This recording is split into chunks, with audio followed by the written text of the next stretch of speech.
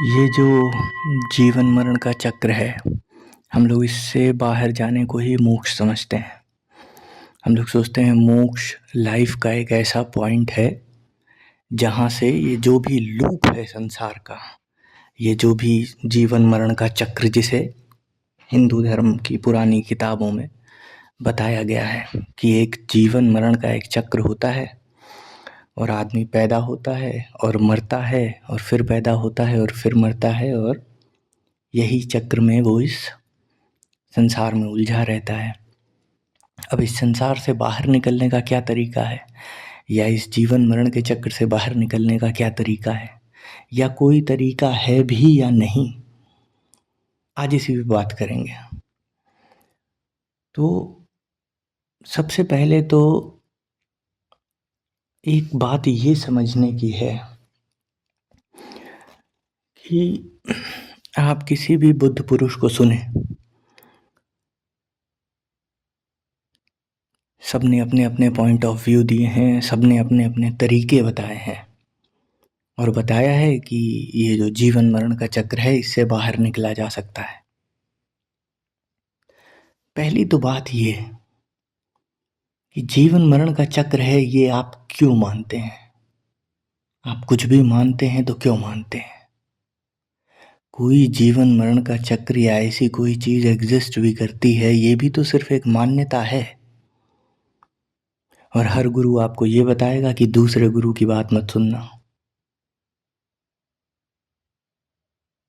तो पहली तो बात, जैसा मैं कह रहा हूँ कि ये कोई ऐसा लूप है जिसमें आप फंसे हुए हैं, ये तो एक मानने वाली बात हो गई ना। हमारा पर्सनल एक्सपीरियंस तो इसमें ज़ीरो है कि ऐसा कुछ होता भी है कि एक्चुअली मोक्ष नाम की कोई चीज़ भी है। अब जब कोई लूप ही नहीं है, जब कोई जीवन मरण के चक्र जैसी कोई चीज़ ही नहीं है, तो इससे एग्ज़िट की कोई बात ही नहीं है। और एग्ज़िट की जब कोई बात नहीं है तो मोक्ष एकदम इलॉजिकल चीज़ हो गया कि इसका कोई मतलब नहीं बनता है। अभी फिर अगर मोक्ष ही इलॉजिकल हो गया तो फिर आपके जितने भी गुरु आए सारे इलॉजिकल हो गए। मतलब कोई सेंस ही नहीं है फिर क्यों किसी को फॉलो करना। अगर यहाँ से बाहर ही नहीं निकलना है, या इनफैक्ट दूसरा जन्म है ही नहीं अगर, क्योंकि दूसरे जन्म का कोई अपना पर्सनल एक्सपीरियंस तो नहीं है। ठीक है, आप अगर हिंदू धर्म में पैदा हुए हो या किसी एक ऐसे रिलीजन में पैदा हुए हो जहाँ पे आगे पीछे के जन्मों के बारे में बताया गया है कि होता है ऐसा। कई एक लोग भी पैदा हुए हैं संसार में, बहुत सारे ऐसे केसेस हैं। एक गांधी जी के टाइम में एक बहुत फेमस केस है, शायद गायत्री नाम था उस लड़की का या क्या नाम था, आप लोग गूगल कर लेंगे तो इन्फॉर्मेशन मिल जाएगी। तो उसके बारे में भी यही कहा जाता है कि वो जो लड़की थी, उस लड़की का भी रीइंकार्नेशन हुआ था। और ऐसे मतलब मल्टीपल केसेस हैं वो, मतलब एक ऐसा फाइल्ड केस है जिस पे गांधी जी ने स्पेशल एक कमेटी बिठाई थी और उस कमेटी ने पूरा चेक किया था कि कोई इसमें फर्जीवाड़ा तो नहीं है, सब कुछ ओरिजिनल है। उस लड़की की बताई हुई जगहें चेक की गई और भी चीज़ें चेक की गई, सब कुछ वेरीफाई किया गया and everything was proven right, कि सब कुछ सही पाया गया कि वो लड़की कोई झूठ नहीं बोल रही थी, कुछ ऐसा नहीं कर रही थी। तो ऐसे कई सारे केसेस हैं जो इस बात को प्रूव करते हैं कि हाँ ये पुनर्जन्म होता है। अब दो चॉइसेस हमारे सामने आ जाती हैं, या तो हम पुनर्जन्म को माने या हम पुनर्जन्म को ना माने। अगर पुनर्जन्म को हम मानते हैं इन सारे केसेस के अनुसार, क्योंकि देखो ज़िंदगी में आप ऐसा तो कर ही नहीं पाओगे कि मतलब हर चीज़ 100% can not be your experience. अब ठीक है, यहाँ से हम लोगों ने एक चमकता हुआ तारा देख लिया और साइंटिस्टों ने बताया कि हाँ वो मंगल ग्रह है, तो हमने मान लिया वो मंगल ग्रह है। अब उसके लिए आपको एक पर्सनल टेलीस्कोप खरीदना पड़ेगा, सब देखना पड़ेगा पूरा प्रॉपर, उसके ऊपर जो है आपको दिखाई पड़ेगा एक गोला घूमता हुआ, probably of red colour, somewhat red colour, थोड़ा थोड़ा लाल रंग का। तो उसे एक नाम दे दिया गया कि मान लो ये मंगल है, और सबने मान लिया। जिस पे हम लोग चल रहे हैं ये गोल है धरती, ये कैसे दिखने से तो गोल नहीं मालूम पड़ेगी ना, ये पर्सनल एक्सपीरियंस में तो ये चीज़ आ ही नहीं सकती। फिर अगेन आपको साइंटिस्टों की और जो भी लोग हैं जिन्होंने डिस्कवरीज की हैं उनकी बात माननी पड़ेगी। आज के टाइम में तो खैर साइंस काफ़ी डेवलप हो गया है। बाहर जो हमारी जो आर्टिफिशियल सैटेलाइट्स हैं वो उड़ते रहते हैं और वो पिक्चर्स क्लिक करके देते रहते हैं। So now things are quite easier कि चीज़ों को किसको मानना है किसको नहीं मानना है। But again the last decision जो है हमारे ऊपर ही आता है कि कहीं जो एविडेंस दिए गए हैं वो फेक हैं या वो ओरिजिनल हैं, किस बेस पे बात की जाए किस बेस पे बात ना की जाए, किसको माना जाए किसको नहीं माना जाए। अभी मन सारी इन्हीं ऊहा-पोह में लगा रहता है, सारे इन्हीं कन्फ्यूजन्स में लगा रहता है। तो दोनों कंडीशंस मान के चलते हैं। एक कंडीशन वो जिसमें कि जन्म मरण का कोई चक्र ही नहीं है, और जब कोई चक्र नहीं है तो फिर मोक्ष नाम की किसी चीज़ से कोई मतलब नहीं है, और मोक्ष नहीं तो फिर क्यों ही किसी को फॉलो करना, क्यों ही किसी की बात मानना। जो चुपचाप लाइफ चल रही है वो चलने देते हैं। अपना पैदा हुए, पढ़ाई लिखाई करी, अच्छी नौकरी पकड़ ली और बीवी बच्चे कर लिए, और वही लाइफ जो आप जी रहे हैं यूजुअल, या आपके आसपास जितने लोग हैं सब लोग जी रहे हैं। हमें भगवान मंदिर में अच्छा लगता है, वैसे भी हम भगवान की बात ही कितनी मानते हैं। गीता में कृष्ण ने क्या कहा ये इससे किसी को क्या मतलब है। आज की डेट में कौन पढ़ रहा है, गीता का अध्ययन कर रहा है, और कुरान में क्या लिखा है किसी को क्या मतलब। बाइबल में जीसस ने एक्चुअली क्या कहा उससे किसी को कोई मतलब नहीं। जीसस चर्च में उतने ही सही है, बस कृष्ण मंदिर में बढ़िया है। जीवन में उतारने में हालत ख़राब हो जाती है, क्योंकि पूरा जीवन इनका अपने जीवन में उतारना मतलब पूरा ट्रांसफॉर्मेशन, टोटल एक्सेप्टेंस तो लाइफ के प्रति हो नहीं पाता है हम लोगों का। ट्रांसफॉर्मेशन तो बहुत दूर की कौड़ी हो गई, वहाँ तो पहुँचना इम्पॉसिबल हो जाएगा। अब जैसे मैंने कहा दोनों कंडीशंस को मान लेते हैं। तो पहली कंडीशन अगर हम ये मानते हैं कि यहाँ पर कोई रीइंकार्नेशन नहीं होता, कोई पुनर्जन्म नहीं होता, और कोई मोक्ष नहीं है, कोई गुरु नहीं है, किसी की ज़रूरत नहीं, जो लाइफ चल रही है वही है।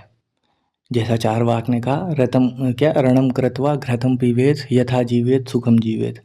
उधार लेके पियो लेकिन घी पियो, यहीं जियो और सुख से जियो।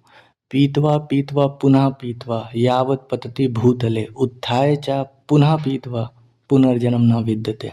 ये चारवाक फिलॉसफी थी। शायद इन्हीं कुछ कारणों की वजह से चारवाक को हटा दिया गया, इस फिलॉसफी को लगभग डिलीट कर दिया गया। थोड़े बहुत कुछ उनके लेख मिलते हैं छुटपुट, उन्हीं में से ये कुछ एक आध बातें मैंने आपको बताई। मतलब पियो पियो, इतना पियो कि पीते पीते गिर पड़ो ज़मीन पे, उठो और फिर पियो। यहाँ कोई पुनर्जन्म नहीं होता, पुनर्जन्म ना विद्यते, यहाँ कोई पुनर्जन्म नहीं है। अब ठीक है, ये फिलॉसफी मतलब सुनने में तो बहुत अच्छी लगती है कि हाँ ठीक है, जो मनाए वो करते हैं, कोई दिक्कत वाली बात ही नहीं है, क्या प्रॉब्लम है। बट प्रॉब्लम तब क्रिएट होती है जब जीवन में अपनी मनचाही हर हरकत करने के बाद भी हम लोग को सुख नहीं मिलता है। We are doing everything possible we can. हम लोग अपनी ज़िंदगी में हर वो पॉसिबल चीज़ कर रहे हैं जो हमारे हाथ में है, जितना हम कर पा रहे हैं। लेकिन इतना सब कुछ करने के बाद भी उस पॉइंट पे नहीं पहुंच रहे हैं जहाँ पे 100% सेटिस्फैक्शन हमें मिल जाए। अब यहाँ पे एक क्वेश्चन मार्क क्रिएट हो जाता है कि ऐसा क्यों है। फिर लॉजिक्स भिड़ाने पड़ते हैं। अब दिमाग को लॉजिक लगाने की ज़रूरत ही नहीं है, ऑलरेडी हज़ारों सालों से ये थ्योरीज भरी किताबें पड़ी हुई हैं। जिन्होंने लगाना था लॉजिक उन्होंने हज़ारों साल पहले लगा दिया और कह दिया ये ऐसा इसलिए है, ये अनसेटिस्फाइड लाइफ जो आपकी है ये ऐसी इसलिए है क्योंकि यहाँ पे पुनर्जन्म का एक कॉन्सेप्ट है और आप जो भी घटिया कर्म करके आए हो उसका भुगतान आप कर रहे हो। मेरी समझ में ये नहीं आता, चाहे करोड़पति ही क्यों ना हो, चाहे गरीब से गरीब आदमी क्यों ना हो। मैंने आज तक 100% सैटिस्फाइड किसी को नहीं देखा, और आप में से भी किसी ने नहीं देखा होगा। किसी के पास पैसा होगा, किसी के पास नहीं होगा, किसी के पास इतना कम होगा कि खाने को रोटी भी नहीं होगी, और किसी के पास इतना ज़्यादा होगा कि जिसका हिसाब नहीं होगा। लेकिन एक चीज़ कॉमन होती कि खुश कोई नहीं होता है, कोई भी सैटिस्फाइड नहीं है अपनी लाइफ से। तो क्या हर आदमी बुराई कर्म करके आया है? अच्छा आदमी यहाँ पे ऐसे डिसाइड कर लेता है कि हाँ यार उसके पास ज़्यादा पैसा है तो वो अच्छे कर्म करके आया है। अच्छा, ज़्यादा पैसा होना और अच्छे कर्म होना, लेकिन फिर भी खुशी ना होना ज़िंदगी में, फिर तो ज़्यादा पैसा होना does not make any sense. अगर मेरी बात को आप समझो कि मैंने बहुत सारे अच्छे कर्म किए मान लेते हैं, या आपने बहुत सारे अच्छे कर्म किए, अब हम लोग मर गए। अब अगले जन्म में अच्छे कर्मों, मतलब इस जन्म में जो भी हमने कर्म किए वो पूरी दुनिया के जो है ना सारे दुख झेलते हुए और कष्टों में, एकदम गरीबी में, रिक्शे वाले की औलाद होके, और बेचारा मेरा पिता भूखा मर रहा है, और ये वो जो नहीं एकदम फिल्मी स्टाइल कष्ट होते हैं, वो वाले कष्ट लेके हम लोगों ने जीवन जिया। लेकिन कर्म बहुत अच्छे किए, बहुत लोगों की मदद की और सब कुछ किया, और वैसे ही करते करते दुखों में ही जीवन चला और मर गए। अब अगला जन्म मेरा हुआ और मैं जो हूँ अंबानी अडानी टाइप कोई लाइफ लेके पैदा हो गया, मैं और आप। अभी पैसा मेरे पास अनंत हो गया, लेकिन सुख आज भी नहीं मेरे पास। तब तो कोई लॉजिक ही नहीं रह गया फिर अच्छे कर्म का। और जो हमारे यहाँ के पंडित मौलवी, खैर मौलवी तो नहीं कहूँगा क्योंकि इस्लाम में तो कॉन्सेप्ट ही नहीं है पुनर्जन्म का। इस पे भी बात करेंगे, क्योंकि कहीं कहीं कई लोगों से मैंने बात भी की, कई लोगों से मैंने सवाल भी पूछे, उनके जवाब ना, और इनफैक्ट कुरान में भी एक दो जगह कुछ मुझे ऐसा लगा कि कहीं पे हिंट है कि शायद यहाँ पे नॉट एग्जैक्टली लाइक हिंदू धर्म, बट यहाँ पे भी कुछ एक कॉन्सेप्ट है पुनर्जन्म का। खैर एनीवेज उस टॉपिक पे अभी बात नहीं करते हैं। मेन बात है कि अब अच्छे कर्म करके मुझे खूब सारा पैसा मिल गया, बट सुख आज भी नहीं आया मेरे जीवन में। अब आज भी अगर मैं करोड़पति भी हो गया हूँ, लेकिन अभी भी मैं अगर सुखी नहीं हूँ, then what is the point of अच्छे कर्म? फिर क्या फ़ायदा हुआ मेरे अच्छे कर्म करने का, और इतने कष्टों को सहते हुए जो भी मैंने कर्म किए। मैं गरीब होके भी दुखी था और अमीर होके भी मैं दुखी ही हूँ। फिर तो कोई फ़ायदा नहीं है। चारवाक फ़िलॉसफ़ी भी फ्लॉप हो गई कि मैंने जो मन आया वो किया। अगर वो भी करके देख लेते हैं तब भी फ्लॉप हो गया मामला कि तब भी सुख नहीं आया है जीवन में।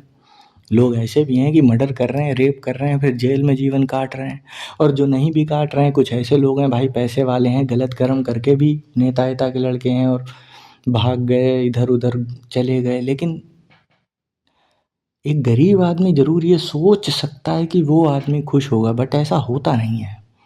और ये कहीं ना कहीं हम लोग को मालूम है कि पैसे और सुख का कोई को रिलेशन दिखाई नहीं पड़ता लाइफ में।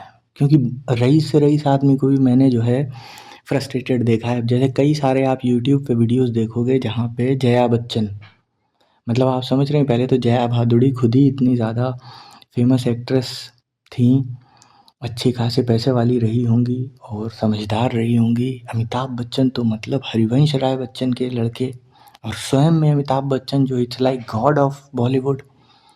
But I have seen those people even get frustrated with life. So पैसे और इसका, फेम का कोई को रिलेशन नहीं दिखाई पड़ता हैप्पीनेस से। तो अच्छा ये बात भी गड़बड़ मालूम पड़ती है कि आप अच्छे कर्म करोगे तो फिर अगले जन्म में आपको सब कुछ अच्छा अच्छा मिलेगा। अगले जन्म का अगर कॉन्सेप्ट मान भी लेते हैं, क्योंकि पहला कॉन्सेप्ट हमारा चारवाक फ़िलॉसफ़ी फ्लॉप हो गई कि कुछ भी करने के बाद भी आदमी सुखी नहीं रह पा रहा है और इस एक ही जन्म है और उसी में मरे जा रहा है। तो फिर आप, तो मतलब वो तो मामला गड़बड़ हो गया, फिर कोई फ़ायदा ही नहीं हुआ कि मतलब कुछ भी करने का भी क्या ही फ़ायदा जब हम खुश नहीं हो पा रहे हैं तो कुछ भी करके भी। तो चलो अच्छे अगले जन्म के लिए अच्छे कर्म कर लेते हैं। दूसरी फ़िलॉसफ़ी हमने पकड़ी। अब दूसरी फ़िलॉसफ़ी पकड़ने के बाद अगर अगला जन्म हो भी जाता है, मेरा ज़्यादा पैसे आ जाते हैं, अच्छी जगह जन्म हो जाता है, चलो सोमालिया की जगह मेरा अमेरिका में, स्विट्ज़रलैंड में जन्म हुआ जा रहा है, लेकिन फिर भी वहाँ फ्रस्ट्रेटेड हैं लोग। तो इसका भी कोई पॉइंट नहीं दिखाई पड़ता है। तो लाइफ ओवरऑल टोटल कन्फ्यूजन दिखाई पड़ता है, एक इलॉजिकल सी ज़िंदगी दिखाई पड़ती है कि यार ये तो कुछ बात समझ नहीं आ रही है। कि इधर भी कुछ भी गलत सलत करके भी सुखी नहीं है, अच्छा करके भी सुखी नहीं है, तो फिर क्या किया जाए? क्या वो तरीका हो जिससे जीवन में सुख मिले या एटलीस्ट एक पीसफुल लाइफ मिले? क्योंकि ये सारे तरीके अपनाने के बाद भी पीसफुल लाइफ नहीं हो पा रही है। अब आदमी अच्छे कर्म किए जा रहा है और जन्म पे जन्म लिए जा रहा है, बट पीस कहीं नहीं मिल रही। So there has to be another way, वरना ये दुनिया बेकार है। कोई लॉजिक नहीं, आदमी पैदा हो और पैदा होते ही सुसाइड कर ले। या तो ये रास्ता, और नहीं तो फिर हमें उस खोज पे निकलना पड़ेगा। अब ऐसे समय में कुछ लोग सामने आते हैं जो कि इस दुनिया की परिभाषा में, जो इस संसार की और समाज की परिभाषा में फिट नहीं होते हैं। जैसे मोस्ट रीसेंट एग्जाम्पल सदगुरु, और मतलब ये तो रीसेंट क्या, ये तो एकदम मतलब करंट एग्जाम्पल।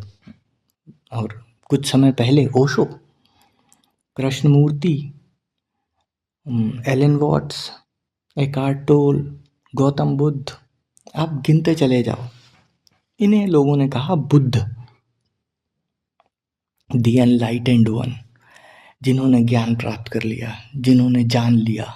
क्या जान लिया? क्या पता लग गया इन्हें? और ये लोग क्या बातें करते हैं? ये लोग आके कहते हैं कि तुम अच्छे कर्म करो या बुरे कर्म करो, उसके अनुसार तुम्हारा जन्म होता रहेगा। ठीक, लेकिन ये एक्सपेक्ट कभी मत करना कि यहाँ से जो है तुम्हारा एग्जिट हो जाएगा, या फिर तुम कभी उस शांति को उपलब्ध हो पाओगे, जो सेटिस्फैक्शन तुम सीख कर रहे हो, चाहे अच्छे कर्म करके या जो फर्स्ट चारवाक फिलॉसफी के अकॉर्डिंग जो मनाया करके, आप जो सेटिस्फैक्शन सीख कर रहे हो वो आपको मिल जाएगा। वो सेटिस्फैक्शन इन दोनों ही चीज़ों में नहीं है। तब यहाँ पे एक थर्ड थ्योरी निकल के आई जो बिल्कुल अलग थी।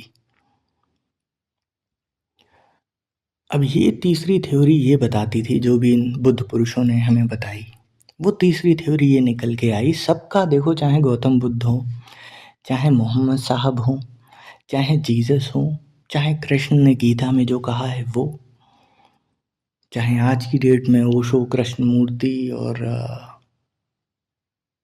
जितने भी गुरु आए, सदगुरु और एंड ऑल दैट, इन्होंने घूम फिर के बात एक ही बोली है। अब वो बात और है कि सबका तरीका भाई अलग है, सबका अपना स्टाइल है, सबका अपना तरीका है, लेकिन बात एक ही है।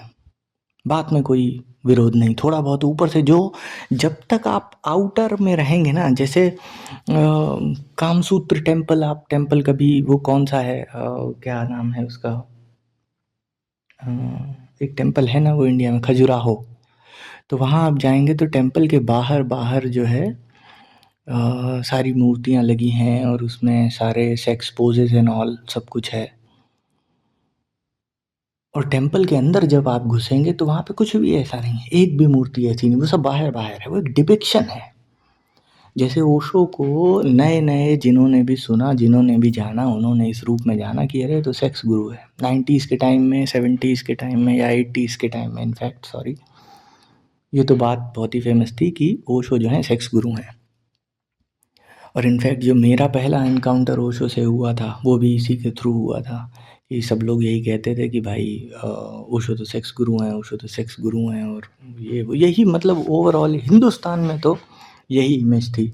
बाहर भी मोटी मोटी यही इमेज थी ओशो की। 54 कंट्रीज़ में बैन थे, या और भी ज़्यादा में होंगे शायद। तो स्टाइल उनका अलग था, लेकिन जब बाहर से आप चीज़ों को देखते हो तो कुछ और मालूम पड़ता है। जब आप भीतर घुसोगे ना, जिसने इन डेप्थ ओशो को पढ़ा या सुना, वो समझ पाया कि ओशो कह क्या रहे थे। कोई नई बात नहीं बताई ओशो ने। जिन्होंने ओशो को सुना होगा वो मेरी बात से एग्री करेंगे, उन्होंने कुछ भी नया नहीं बताया।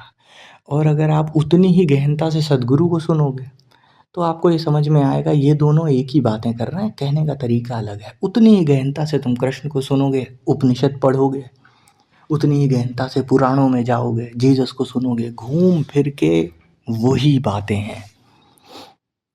बेवकूफ़ वो लोग हैं जो हिंदू हिंदू कह के हिंदू बने जा रहे हैं, इस्लाम इस्लाम कह के मुसलमान बने जा रहे हैं, कोई ईसाई का झंडा लिए घूम रहा है, कोई ओशो वाले हैं तो वो सदगुरु को गाली दे रहे हैं, कोई सदगुरु वाले हैं तो ओशो को गाली दे रहे हैं। ये सब बेवकूफ़ हैं।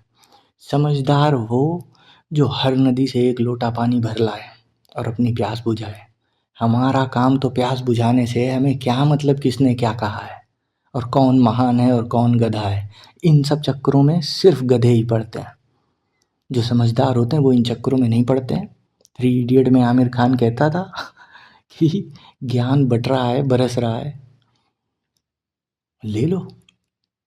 तो जहाँ कहीं से भी ज्ञान मिले ले लो, इस बात से कोई फ़र्क नहीं पड़ता। ये मेरा गुरु महान है या तेरा गुरु महान है, इससे कोई मतलब नहीं पड़ता। खैर, ये जो गुरुओं की परंपरा आई, इन लोगों ने बहुत सारी चीज़ें बताई। इन लोगों ने एक नया कॉन्सेप्ट दिया कि जैसा कि मैंने कहा कि चारवाक फ़िलॉसफ़ी या पुनर्जन्म वाली फ़िलॉसफ़ी, दोनों से संतुष्टि प्राप्त नहीं हो रही। मेन हम लोग को मोक्ष वोक्ष नहीं चाहिए। मालूम ही नहीं मोक्ष क्या, मोक्ष तो एक शब्द है। इन लोगों ने ये कॉन्सेप्ट दिया कि जीवन में जो शांति है वो उपलब्ध की जा सकती है। जिस सैटिस्फैक्शन को आप सीख कर रहे हैं उसे पाया जा सकता है। अजीब बात तब हो गई जब इन लोगों ने बोला कि उस सैटिस्फैक्शन को बिना कुछ करे पाया जा सकता है। अब इस बात से हमारा मन राज़ी नहीं हो पाता कि कुछ नहीं, जब इतना सब कुछ ट्राई किया और सैटिस्फैक्शन नहीं मिला, अब ये 4 लड़के आए हैं, अपने आप को बुद्ध कहते हैं और हमें समझा रहे हैं कि भाई बिना कुछ करे ही जो है वो सैटिस्फैक्शन मिल जाएगा लाइफ में। ऐसी कैसी बात है, ये तो सब झूठी सच्ची बातें हैं, ऐसा तो हो ही नहीं सकता। जब इतना सब कुछ करके नहीं मिल रहा है तो अब कैसे मिल जाएगा। बट ट्रूथ इज़ ट्रूथ, सच तो यही है, मिलता तो बिना करे ही है। अब प्रॉब्लम ये खड़ी हो गई, जन्मों जन्म से हम लोग सिर्फ कर ही रहे थे, कभी थ्योरी नंबर 1 कभी थ्योरी नंबर 2, बट हम सिर्फ कर रहे थे। हम ना करने में उतरे ही नहीं कभी। उतरना तो बहुत दूर की बात, ना करना होता क्या है हमें यही नहीं मालूम, और यहीं पे सारा गेम खत्म हो जाता है। ना करना क्या है। अब ये लोग, इनके पीछे पूरे पूरे ग्रंथ, पूरे पूरे धर्म चल गए, लेकिन आदमी को ये नहीं समझ में आया कि ना करना क्या है, कैसे बिना कुछ करे संतुष्टि मिल जाएगी जीवन में। बेसिक सी बात, असंतुष्टि का कारण ही करना है। हमारा कुछ भी करना ही असंतुष्टि क्रिएट करता है।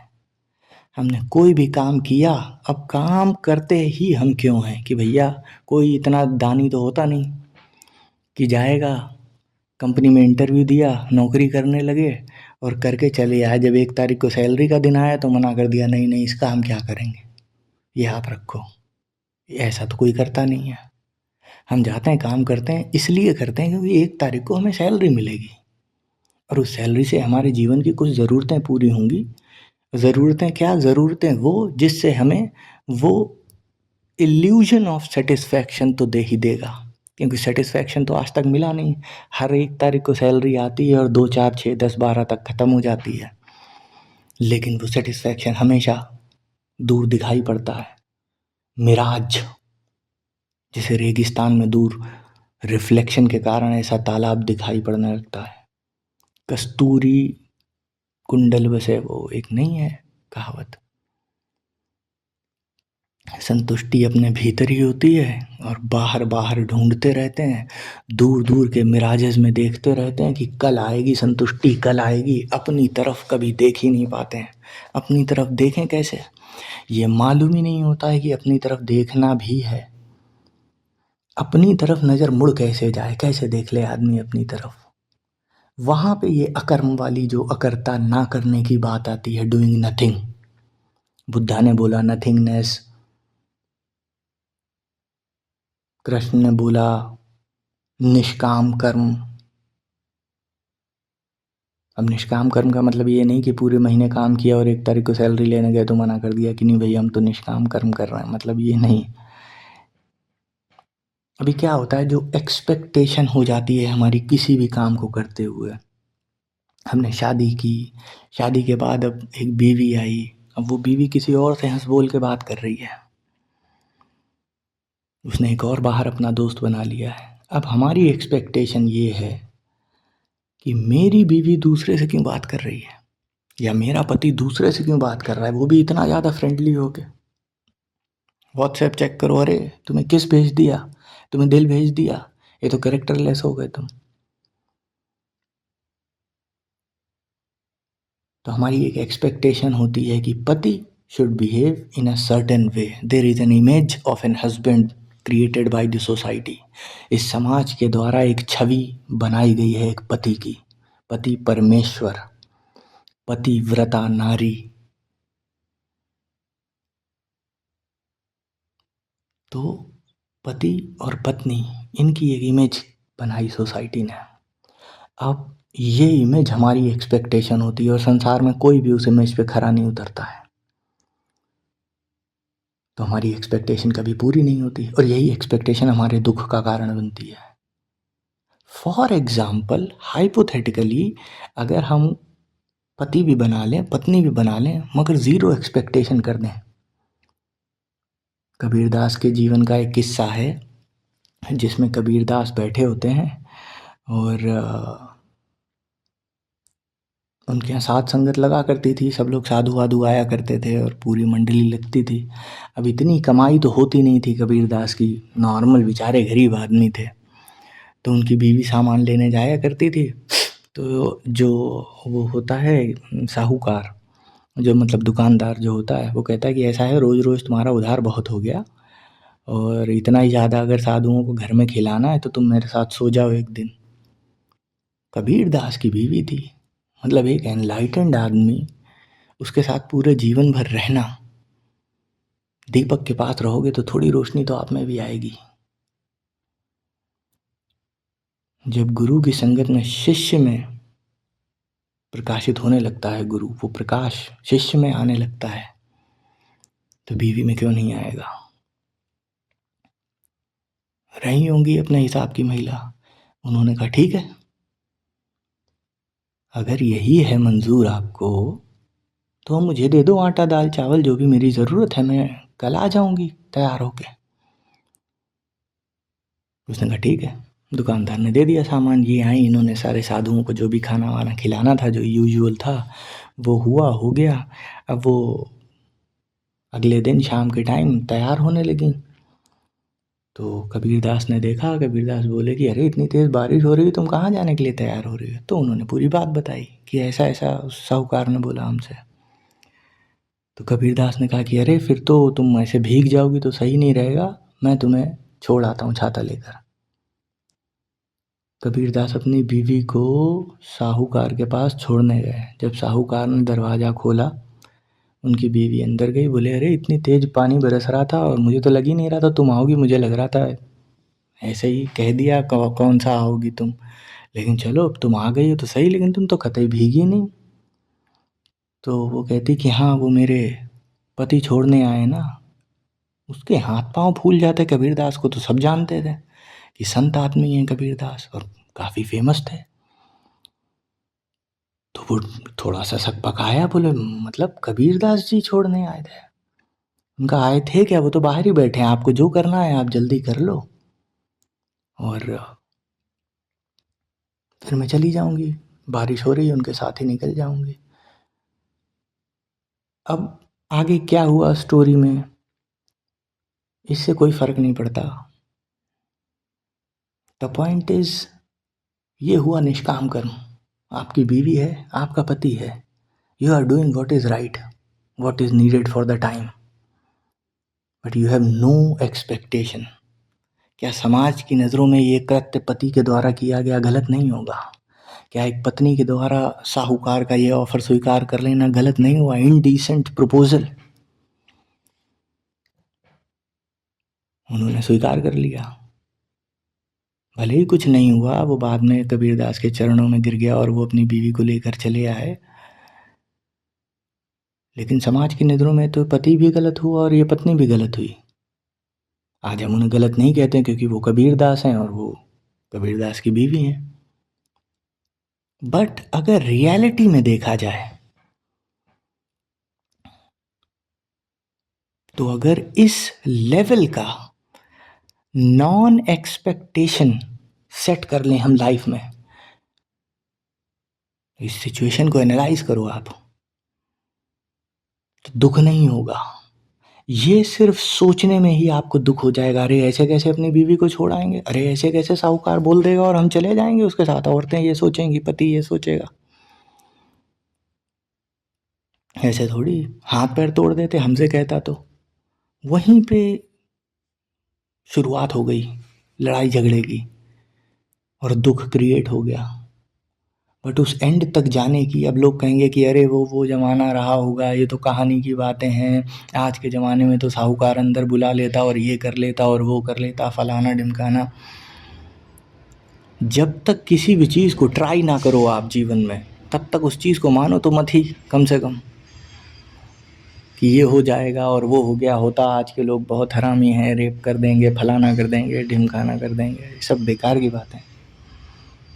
क्या होता क्या ना होता, या क्या हो जाएगा क्या नहीं हो जाएगा, मन इन चीज़ों में उलझा देगा और जो तत्व मैं आपको बताना चाह रहा हूँ वो नहीं समझ में आएगा। द पॉइंट इज़, जो उस अकर्म की बात की जा रही है, जो उस निष्काम कर्म की बात की जा रही है, नॉन डूइंग की, ये उसका एक छोटा सा ट्रेलर है कि ये जो नॉन डूइंग है, यहाँ पे without any expectation, what is the need of an hour, you are doing that. आप अगले मिनट क्या होने वाला है उसको एक्सपेक्ट भी नहीं कर रहे हो, मतलब दिमाग में कोई ऐसी तरंग ही नहीं आपके उठ रही है कि अगले क्षण क्या हो जाएगा।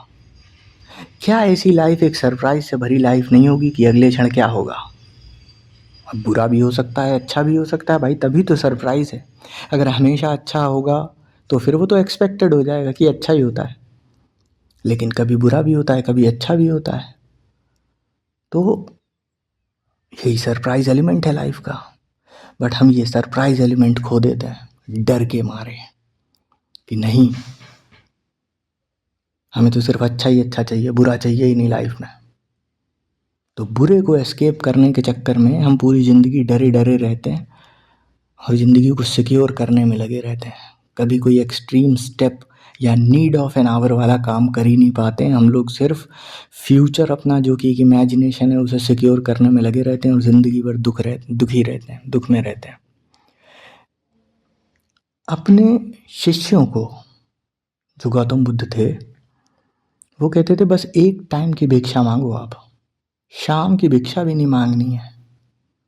कभी इसके पीछे का लॉजिक सोचना कि आखिर ऐसा क्यों कहा होगा, अब शायद समझ में आ रहा होगा। उस सरप्राइज एलिमेंट बरकरार रखने के लिए, लिविंग लाइफ इन थ्रिल। पुराने समय में क्या, आज के समय में भी आप देखो बहुत सारे सन्यासी ऐसे हैं। हर आदमी देखो जो झोला उठा के भाग जाता है वो सन्यासी नहीं होता, कि संसार छोड़ दिया, हटाओ सब बेकार है, और झोला उठा के गेरुए वस्त्र पहन के निकल गए और भिक्षाम देही कर रहे हैं, भीख मांग रहे हैं, गांजा पी रहे हैं, चरस पी रहे हैं। हर आदमी चोला ओढ़े हुए सन्यासी नहीं होता, लेकिन हर आदमी भगोड़ा भी नहीं होता। जीवन के हजार रंग हैं। कोई भगोड़ा हो सकता है लेकिन कोई सन्यासी भी हो सकता है। तो ये लोग कॉन्शियसली पॉवर्टी को सीख करते हैं, जानबूझ के गरीब बनते हैं, अच्छे खासे पैसे कमा रहे हैं, रुपए कमा रहे हैं और सब कुछ छोड़ के रोड पे आ जाते हैं। बहुत सारे एग्जाम्पल ऐसे हैं जो अच्छा खासा पैसा लोग कमा रहे हैं और सब कुछ छोड़ के एकदम सब कहीं गंगा किनारे बस गए। कोई इंजीनियर था, कोई डॉक्टर था, कोई कुछ था, कोई कुछ था, और कहीं नर्मदा किनारे पड़े हैं, कहीं गंगा किनारे पड़े हैं, कोई ऋषिकेश में पड़ा है। लोग देश विदेशों से नौकरी छोड़ छोड़ के हिंदुस्तान में पड़े रहते हैं। तो हर आदमी भगोड़ा भी नहीं होता है, बट ये लोग वो थ्रिल सीख कर रहे हैं लाइफ में, वो एलिमेंट ऑफ सरप्राइज जिंदा रख रहे हैं लाइफ में। अब इससे होगा क्या, ये इतनी बकवास में क्यों कर रहा हूँ? इससे ये होता है कि जो ये बुद्ध पुरुषों की जो झड़ी आई, Gautam Buddha, Sadhguru, Osho, Krishnamurti, Alan Watts, Eckhart Tolle, XYZ जितने भी आते हैं, ये क्यों ऐसे कहते हैं कि जो है लिव मोमेंट टू मोमेंट, हर क्षण को जियो और हर क्षण में ही परमात्मा है। परमात्मा किसी मंदिर में नहीं बैठा है, यहाँ नहीं है, वहाँ नहीं है। परमात्मा चारों तरफ बरस रहा है, अपनी आंखें खोलो, अपने भीतर झांको, और ये और वो। ये क्यों ऐसी बातें कहते हैं? ये यही बता रहे हैं, living moment to moment is being ready for that element of surprise. फिर देखो जिंदगी आपके लिए तोहफे भी लेकर आएगी, आपको अच्छे भी लगेंगे, कभी कभी धक्के भी लाएगी तो आपको बुरा भी लगेगा, बट यही तो लाइफ है। मीठी सब्जी कौन खाता है? थोड़ा चाट मसाला पड़ा हो, थोड़ी चटपटी हो, थोड़े चटकारे लगा के खाएं, थोड़ी मिर्च हो, थोड़ी काली मिर्च हो, अलग अलग मसाले हों, अलग अलग रंग हों, तब तो मज़ा आए ना। लेकिन ज़िंदगी को हम ऐसे मज़े में नहीं देखते हैं, ज़िंदगी को हम डर डर के जीते हैं कि कैसे जी लें, अरे सेटिस्फैक्शन चाहिए लाइफ में, ये वो, अरे हमें संतुष्टि नहीं मिल रही जीवन में, अरे सुख नहीं मिल रहा है, अरे भैया मोक्ष करा दो हमें, बार बार अब जन्म नहीं लेना, बहुत हो गया, अब कितने जन्म लें। What the hell is this? भगोड़ापन तो ये है। अब फ़र्क नहीं पड़ता आप संसार में हो या झोला उठा के चले गए, लेकिन अगर आपकी मेंटेलिटी ऐसी है तो फिर आप भगोड़े हो। फिर दुनिया का कोई भी बुद्ध, कोई भी चारवाक फिलॉसफी, कोई भी पुनर्जन्म फिलॉसफी, कुछ भी आपके काम नहीं आने वाला। आप अच्छे कर्म करो, आप बुरे कर्म करो, या आप सब कुछ छोड़ के बुद्ध को फॉलो करने लग जाओ। बुद्ध मतलब ये सब बुद्ध हैं, सिर्फ गौतम एक बुद्ध नहीं थे जिन्होंने भी ज्ञान प्राप्त किया। ज्ञान क्या? जैसा मैंने कहा, एलिमेंट ऑफ सरप्राइज को बरकरार रखना और उसे एक्सेप्ट करना, भागना नहीं। अरे क्या ले जाएगा जिंदगी में? क्या दुख आए नहीं? क्या क्या हो गया? तो क्या भाग रहे हो? जैसे वो बीत गए वैसे ये भी निकल जाएंगे। इतनी क्या टेंशन है कि नहीं अभी भागना है और आज ही सब खत्म करना है और मोक्ष पाना है? मोक्ष इज जस्ट एन इल्यूजन।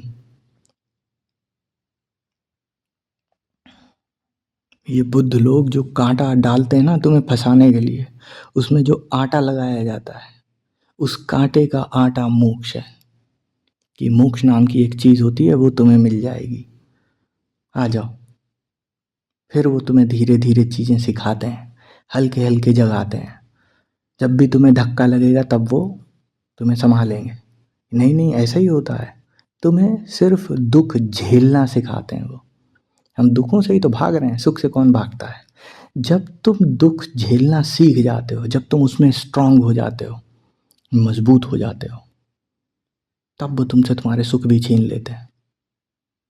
क्योंकि दुख जो है ना, वो है नहीं एक्चुअली दुख। जैसा मैंने बताया, सुख की एक्सपेक्टेशन, जो सुख की तुम्हारी चेज है, उस सुख के पीछे जो भागना है, उसमें दुख छुपा हुआ है। सुख मिल जाता है तो मन को रास नहीं आता, जब तक उसे कुछ और चाहिए होता है, और नहीं मिलता है तो दुख। कोई रोड़ा डाल दे उसमें तो दुख, जो हमें अच्छा लगे वही मिले, उसके अलावा और कुछ भी आया तो दुख। जैसे मैं हमेशा कहता हूँ, अनचाहा मेहमान घर में आ गया, अरे दुख। सैटरडे संडे खा जाएगा, ये पूरे 2 दिन यहीं बैठे रहेंगे। अपने घर नहीं रह सकते थे, हमारे घर आ गए, बस दुख। फिर संडे वाले दिन आराम से सो रहे हैं और बाहर कबाड़ी वाला आ गया, 2 आवाज़ें लगाएं, ये लो दुख। आपके तो चारों तरफ परमात्मा नहीं, दुख ही बरस रहा है ऐसा लगता है। इसलिए बरस रहा है क्योंकि आप भाग रहे हो चीज़ों से। भागो मत, सब चीज़ को एक्सेप्ट करो। अरे कैसे एक्सेप्ट करें, ये सब तो हो नहीं पाएगा। और होगा, धीरे धीरे होगा, धीरे धीरे होगा। यहाँ पे कहा जाता है, इसीलिए जीवित गुरु का महत्व है कि वो आपको हर चीज़ में संभाले रहेगा। कि गिर जाओगे तो उठा लेगा, उठ जाओगे तो फिर गिरा देगा, तुम्हें चलना सिखाएगा, मेन बात। लेकिन एक ज़माना, मेरी नज़र, मेरा कहना ये है, एक ज़माना ये था जब जीवित गुरु की ज़रूरत पड़ती होगी, क्योंकि तब पढ़ने के लिए आपको नालंदा या तक्षशिला या ऐसी किसी जगहों पे जाना पड़ता था। अगर आप एक छोटे गाँव में हो या किसी एक ऐसी जगह पे हो जहाँ पे पढ़ाई लिखाई का ज़्यादा एक्सेस नहीं, पहले कहाँ होता था इन सब चीज़ों का, तब ज़रूरत थी, आज की डेट में नहीं है। और ये मैं अपने पर्सनल एक्सपीरियंस से कह रहा हूँ। गौतम बुद्ध की बात 100% सही है। अप दीपो भव, अपना दीपक स्वयं बने। इतनी नॉलेज अवेलेबल है दुनिया में, आप जब दुनिया भर से नॉलेज ग्रैस्प करेंगे ना, तो आप में एक विवेक की क्षमता जागृत होगी कि गलत नॉलेज लेके जब ठोकर लगेगी तो समझ में खुद आ जाएगा कि भैया इधर हाथ मत डालना, यहाँ से कोई फ़ायदा नहीं हो रहा है, ये आग है इसमें हाथ जल रहा है। जब निर्मल पानी में हाथ पड़ेगा तो समझ आ जाएगा कि नहीं इधर ही जाना है। इससे आपका विवेक डेवलप होगा, आपका इंटेलिजेंस डेवलप होगा। इसीलिए शायद बुद्ध ने कहा होगा कि अपना रास्ता खुद बनाएं। बेसिक बेसिक से रूल्स हैं लाइफ के, वो फॉलो करने हैं। लाइफ में 100% एक्सेप्टेंस होना चाहिए, भागो मत, बाकी धीरे धीरे सब सीख जाओगे। एलन वॉट्स ने कहा था, when it's time for you to wake up you gonna wake up. जब तुम्हारे जागने का समय आएगा तो तुम जाग जाओगे। और अगर इतनी बकवास यहाँ बैठे हुए सुन रहे हो तो इसका मतलब यही है कि तुम्हारे जागने का समय आ गया। बाकी बातें फिर कभी करेंगे। चलो, ध्यान रखो अपना।